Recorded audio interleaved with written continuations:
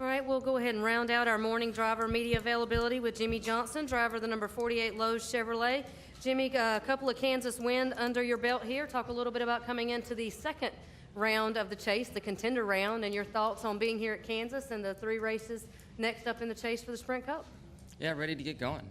These 3 tracks should be a lot of fun. The first 2, I'm, feel that we really have a good chance. All 3 we have a good chance of winning, but these the first 2 would make the experience of the 3rd race of the contender round much more enjoyable. So the track, it's been slowly losing that new paved kind of tough track to get a hold of thing that goes on. So hopefully, we can move the groove out.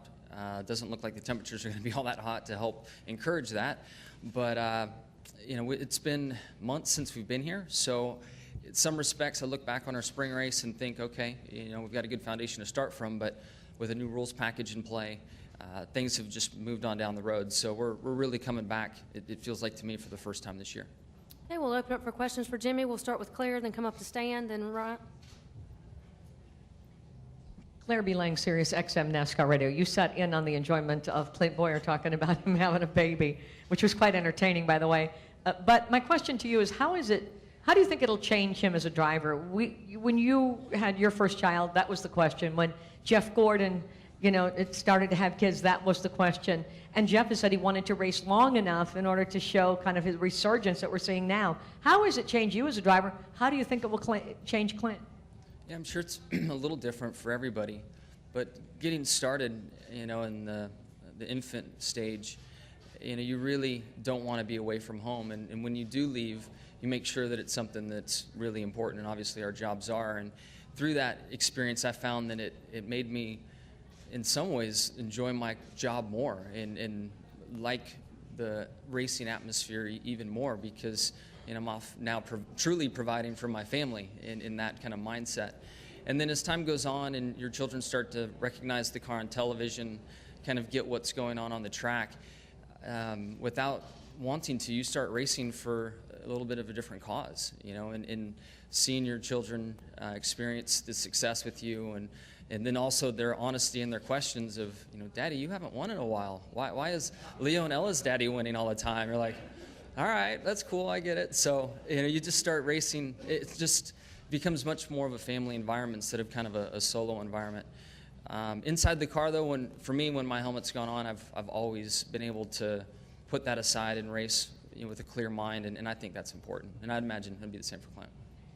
Okay, we'll take our next question from Stan. Go ahead, Stan. Yeah, Stan Creekmore with CompetitionPlus.com. Jimmie, you've been very vocal about, you could win this championship without winning a race. But having gotten through the first 3, and now looking at Kansas, Charlotte, Talladega, is it more important for you, do you think, to win 1 or 2 or even 3 of those races as you make that path to Homestead? Yeah, winning's great. I mean, there is so much upside to winning. Clearly the trophy, clearly the fact that you advance, but most importantly, the message you send on the garage area. So all of that matters. But the way the structure of the chase is, you can go all the way through and not win a race. So you've just got to play the cards that are dealt to you.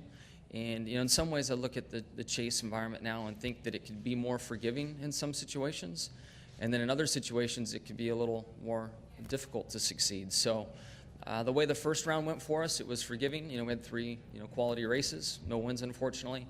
I'd love to get a win here this weekend or next to eliminate the Talladega thing. And then I feel like the following round, the importance of winning as the chase goes on gets higher and higher. And when you get to Martinsville, Texas, and Phoenix, you need to be knocking on that door. If not, be the guy standing there in victory lane, and then certainly going to Homestead. That's the goal. Yep. Okay, we'll go to Ryan. Then we have a question in the back. Go ahead, Ryan. Ryan McGee, ESPN. 2 of these 3 races in this part of the chase are 1.5 mile. I think it's like 4 of the last 7 races. How important is it, or that statement that you're talking about, this weekend or next weekend, for what you're going to have to do over the last 7 weeks? Yeah, 1.5 miles are our bread and butter, and it's really been a strong suit for the 48 over the years. This year we've been competitive but not dominant, and that's what we're looking to get sorted out here pretty late in the season. And you know, we can run well, but we would prefer to have more control than we do right now. And with as many mile and a halfs left on the schedule, we've got to get there. Okay, we got a question in the back. Raise your hand, he'll get a mic to you. Hi, Jimmy. Diane Cox from Advantage News. You've won several different championships under different chase formats.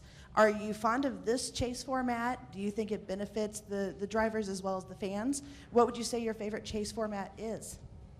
Hard for me to argue against the chase formats I won championships in. So, you know, this one, honestly, at the end of the day, I want what the fans find exciting and what brings and keeps our sponsors around and keeps the sport growing. So, you know, I'm probably the worst guy to ask if he likes this point system, but all indications show that there's a lot of excitement.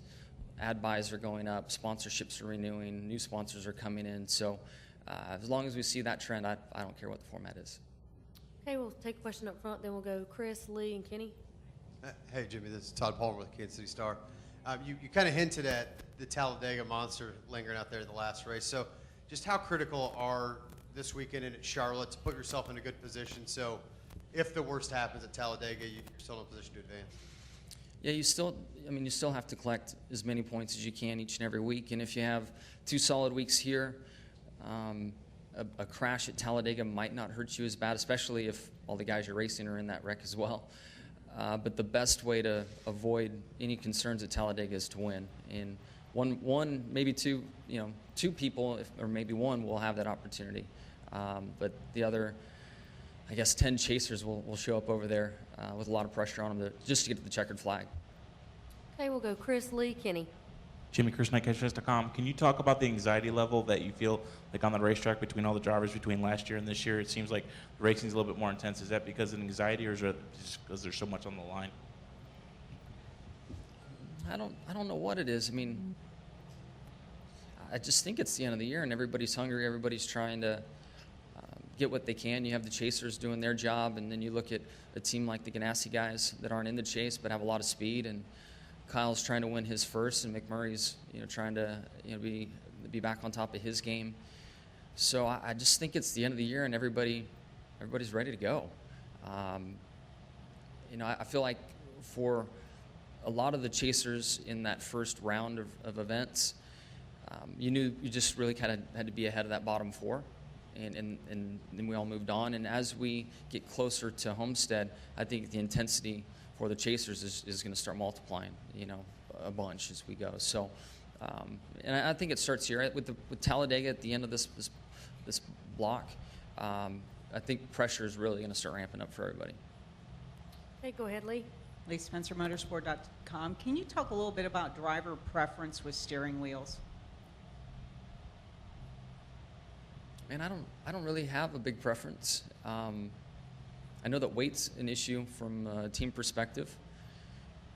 I used an old wheel that when I was racing off-road trucks, we used a real cool looking wheel. Then when I came in and small, and then I come here and you got this big old steering bus that come out of a school bus. And then some wheels have come along lately that look cool and are lighter and smaller, and there's like a visual reference there that I'm into, but I have not pushed back on my team and said that I had to have a certain wheel. At the end of the day, the team's really looking for the lightest wheel, and that's kind of what has driven us to where we are today with our steering wheels. Did you see what happened to Dale Jr.'s steering wheel at Dover last Saturday? Yeah, I heard about it and saw the steering wheel. It had to be an exciting corner when that all went wrong.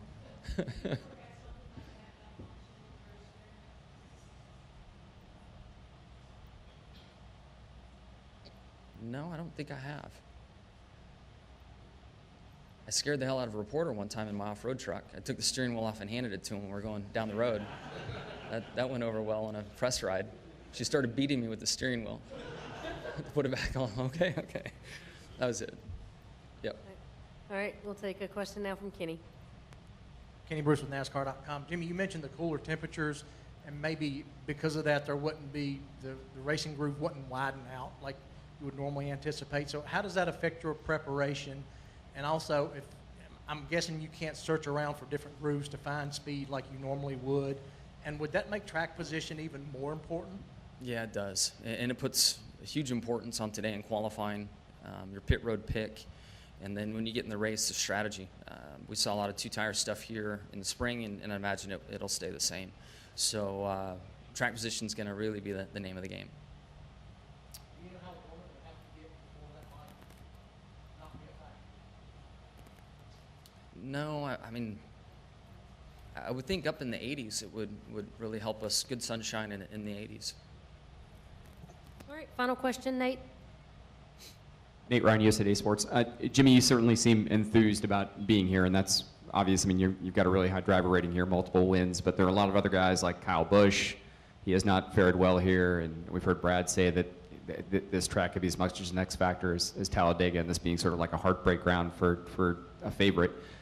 Does it give you any sort of sense of advantage knowing that like you come in here with a good kind of mental outlook and a good attitude, whereas some guys might be just looking just to survive and advance the way they did in the first round? Yeah, I think so. I think we've had examples of tracks and drivers over the years that some people just don't like going to them, and that black cloud follows them around, and they have a bad day.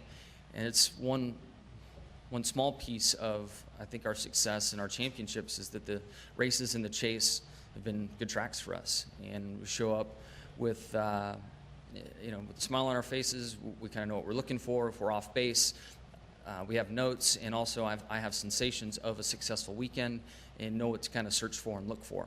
And there's some tracks in the middle of the summer that I go to, and I don't know where to lead the team, and I'm thankful that we don't have any of those tracks in the chase.